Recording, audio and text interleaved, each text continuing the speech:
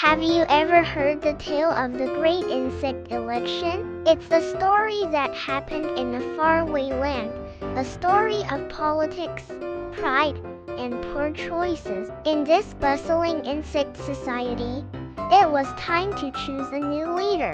The two main candidates were a bee and a bat.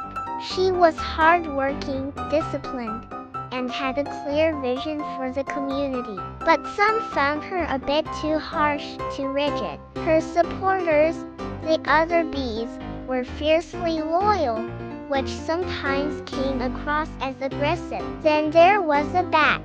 The bat was a charismatic flyer, smooth and persuasive. But he wasn't really one of them, was he? His followers were just as vocal, often taunting and bullying anyone who didn't agree with it. The bees' constant buzzing and what the butterflies saw as toxic behavior really got under their wings. It was a reaction, really, to the bat's followers who were just as guilty of trying to strong-arm others. But the butterflies didn't see it that way.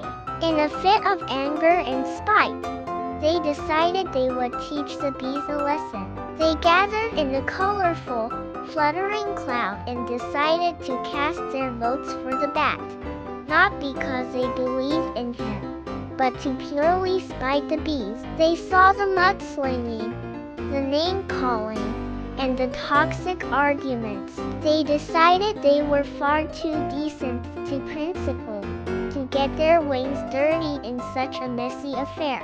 So, they chose to do nothing. They abstained from voting, believing their inaction was a sign of moral superiority. So, the bat, with the help of the spiteful butterflies and the absence of the decent houseflies, won the election.